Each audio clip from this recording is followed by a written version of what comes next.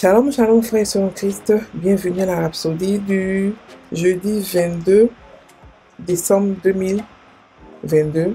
Rhapsodie écrite par le pasteur Christoya Kilomé et la lecture vous est offerte par la vérité de l'évangile. Le thème d'aujourd'hui est fleuri par ses paroles et le verset de Proverbe 15 verset 4 qui nous dit: la langue douce est un arbre de vie, mais la langue perverse brise l'âme. Alléluia. Le pasteur Christ dit: votre vraie personnalité est révélée par des paroles. Vous n'êtes pas différent de vos paroles. Vos paroles vous représentent. Pensez à ceci. Avant que Jésus ne se manifeste dans la chair, il était la parole vivante. Il était la parole de Dieu. La parole que le Père a dite s'est faite chair, tel que c'est écrit. Et la parole a été faite chair et elle a habité parmi vous, parmi nous, pleine de grâce et de vérité. Et nous avons contemplé sa gloire. Et cela est de Jean 1, verset 14. C'est pourquoi vos paroles sont si importantes. Vos paroles sont vous. Si vos paroles étaient encapsulées et faites chair, à quoi ressemblerait cette chair? Seriez-vous content de ce que vous apercevez? Sinon, vous pouvez le changer. Votre vie peut refléter la beauté et la gloire de Dieu. Commencez par étudier et méditer la parole. Que la parole remplisse votre cœur et votre pensée, car c'est de l'abondance du cœur que la bouche parle. Et cela est de Matthieu 12, verset 34. Dites des paroles saintes. Lorsque vous dites de belles paroles remplies de foi, votre vie prend la forme de ces paroles et vous obtenez un beau résultat. Certaines personnes déclarent constamment des paroles laides et blessantes aux autres. Que cela ne soit pas votre description. Soyez toujours gracieux dans votre discours et aidez les autres à s'épanouir à travers vos paroles. Alléluia, fin de la Rhapsodie. Alors, ici, le pasteur nous parle de comment fleurir par ses paroles. Il veut dire comment manifester la beauté de Dieu par ses paroles. Comment manifester la beauté de Dieu, non seulement pour vous, mais pour ceux qui sont autour de vous par ses paroles. Le verset nous dit, la langue douce est un arbre de vie, mais la langue perverse brise l'âme. Ici, Dieu veut nous dire que la langue peut se contrôler. S'il nous donne les deux langues, ça veut dire qu'on a le choix, on peut choisir d'avoir une langue douce. On peut choisir d'être appelé arbre de vie. On peut choisir d'avoir dans la langue la vie. Parce qu'au bout de la langue, la vie et la mort. On peut choisir de donner la vie. On peut choisir d'avoir une langue qui apporte la résurrection, qui apporte la vie. Et nous dit ici que notre vraie personnalité est révélée par nos paroles. Quand nous écoutons quelqu'un, quand nous parlons à quelqu'un, écoutons la personne. Lorsque la personne parle, c'est ce qu'il est en train de vous montrer. C'est par les paroles qu'on peut juger quelqu'un, c'est par les paroles qu'on peut être condamné, c'est par les paroles qu'on peut être justifié. Et d'ailleurs, la justification qu'on a reçue en Christ, elle a été faite par notre confession de foi, la prière du salut. Donc les paroles sont très importantes. Très importantes. La parole de Dieu, Jésus, avant de venir sur la terre, beaucoup de gens croyaient que Jésus était dans le ciel là-bas, il s'ennuyait et puis on disait, mais qui va aller sur la terre? Puis il a dit oui. Non, non, non, il n'avait jamais existé avant. Jésus n'avait jamais existé avant. Il était la parole de Dieu dans la bouche de Dieu. Il était la parole de Dieu. Donc la parole a été faite chair. C'est-à-dire que quand la voix de Dieu est devenue chair.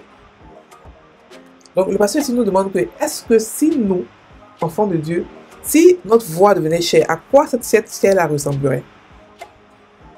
Beaucoup ceux qui parlent mal, ceux qui ont de mauvaises confessions, leur chair, la chair venant de la parole, pardon, le corps venant de la parole serait déformé.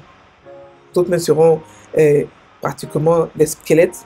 D'autres même seront pratiquement morts parce que beaucoup de personnes se tuent par leur propre parole.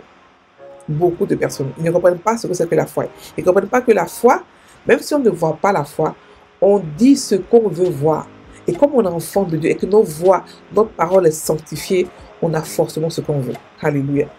Donc il dit ici que nous devons apprendre à mettre la parole en nous abondamment. Apprendre à creuser, à cacher la parole en nous abondamment. Et cela se fait par la méditation de la parole et par l'étude biblique. L'étude biblique vous permet de découvrir ce que vous êtes. Et la méditation vous permet de pouvoir cacher dans son cœur et de pouvoir la faire sortir. Jésus a fait 3 ans de ministère. Mais avant cela, où il était? Qu'est-ce qu'il faisait? Qu'est-ce qu'il faisait? À mon avis, pendant que tout le monde, pendant que ses amis se mariaient et tout ça, tout le monde se passe pas qu'à les occupations, lui, il emmagasinait la parole. Parce qu'il a dit quoi? Il a dit, j'ai gardé la parole de mon père. Ça veut dire qu'il a médité la parole de Dieu. Il a médité. Il a mis en lui. Et la parole de Dieu a poussé, elle a grandi, elle a fleuri. Et elle a changé le cours de sa vie. Elle a fait entrer dans sa mission, la mission qu'il devait faire sur la terre. Donc la parole est puissante. Elle est extrêmement. Elle vous fait entrer dans votre mission. Elle vous fait changer votre vie. Elle fait changer votre futur. Ce qui vous êtes maintenant est le résultat de ce que vous étiez hier, de vos paroles d'hier. Donc si vous voulez changer votre futur, changez votre manière de parler maintenant. Parlez de tout ce qui est positif, non pour vous, mais aussi pour ceux qui sont autour de vous. Que votre parole soit remplie de grâce, d'amour, de compassion. Vos paroles sont là pour méditer, pour motiver, pardon, et non pour blesser, et non pour maudire. Non, on ne maudit pas. Nos paroles sont... Nous avons une bouche qui est bénie. Nous sommes bénis, nous sommes des sources de bénédiction. Donc quand nous parlons pour apporter ce que nous sommes, notre nature, la paix, la joie, l'amour de Dieu, la compassion, la bonté, le miracle. On ne parle pas pour détruire qui que ce soit. Quel que soit ce qui se passe, on doit avoir toujours des paroles, de belles paroles dans la bouche. Mais quand il s'agit de Satan, on doit le chasser. Mais quand il s'agit de l'être humain, ce qu'on fait, on l'encourage, on le supporte. On a l'amour divin qui fait qu'on peut supporter, on peut aimer n'importe qui. C'est pas comme l'amour du monde où on te supporte jusqu'à ce que, on t'aime jusqu'à ce que tu fasses quelque chose de mauvais, on ne t'aime plus. Non, non, non, non, non. L'amour que nous avons, la nature que nous avons est une nature qui aime n'importe qui, quelle que soit la situation, quelles que soient ses qualités, ses défauts et ses qualités. Voilà, donc nous devons étudier la parole. Il faudrait que la parole se remplisse de nous. Nous puissions nous remplir de la parole. Et c'est là qu'il va commencer à pleuvoir sur nous. Parce que la parole de Dieu dit que c'est de l'abondance du cœur que la bouche parle. Donc ça veut dire que tout ce que nous disons dans notre bouche, c'est ce qui est rempli notre cœur. Ça veut dire que c'est notre cœur qui se découvre quand nous parlons au travers de notre bouche. Donc si vous voulez avoir une vie meilleure, commencez à emmagasiner ce qui est bon. Arrêtez de penser négativement, arrêtez de penser que nos pensées soient pures et saines. Et que nos paroles aussi soient pures. C'est-à-dire que notre cœur, remplissez notre cœur. J'ai écouté une fois une musique où le monsieur disait que son esprit est comme une arme. Donc il faut qu'il la charge tout le temps pour pouvoir dégainer. Et il a très raison. L'esprit humain est une arme qui peut être utilisée de bon côté ou de mauvais côté. Et cette utilisation passe par nos confessions. Nos confessions sont puissantes pour pouvoir reprogrammer notre esprit, pouvoir reprogrammer notre manière de penser. Donc c'est la manière de penser qui fait la différence. Si vous pensez pauvre, vous allez être pauvre. Si vous pensez malade, vous allez être malade toute votre vie. Ça n'a rien à voir avec la maladie, c'est la manière de penser qui fait la différence. Donc ce que nous pensons sort forcément par nos paroles. Par nos paroles. Même si on veut cacher, on ne va pas cacher longtemps. Parce que quand c'est rempli, il faut que ça sorte. Comme ça qu'au lieu de se remplir de tout ce qui est négatif, remplissons de ce qui est bon, de la parole de Dieu, oui, de la parole de Dieu surtout. On la médite, on l'étudie, on la médite, on l'étudie. Vous allez voir que d'ici quelques temps, votre vie va changer de coup. La grâce va prendre le dessus. Votre foi va être féroce. Vous ne devez pas laisser aucun jour à Satan. Parce que vous savez qui vous êtes. Alléluia. Alléluia. Donc vous devez aussi, dans votre manière de parler, encourager les gens. Encourager les gens tout le temps. Quel que soit, même si vous voyez des défauts sur quelqu'un, focussez-vous. Concentrez-vous sur ses qualités. Tout le monde a des qualités. Tout le monde a des qualités. Et prenez ces qualités-là et encouragez la personne. Donnez des paroles qui apportent l'amour, l'espoir, qui encouragent, qui aiment.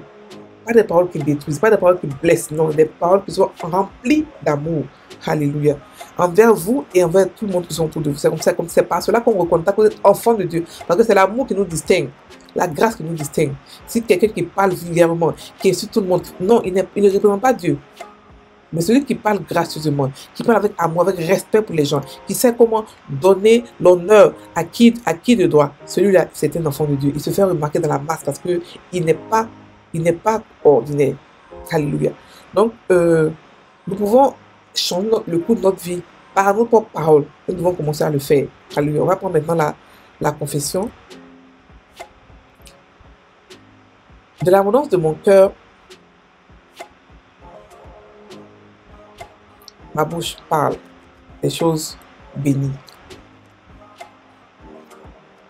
De l'abondance de la parole de Dieu qui se trouve dans mon cœur, ma bouche parle.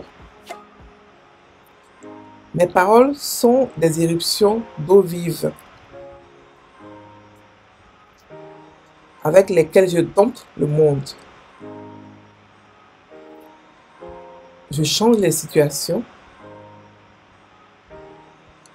Je donne la vie. J'élève et édifie les autres. Ma vie est belle.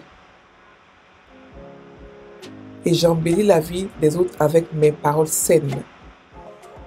Alléluia, alléluia. Frères et sœurs en Christ, passez une très bonne journée, soyez bénis.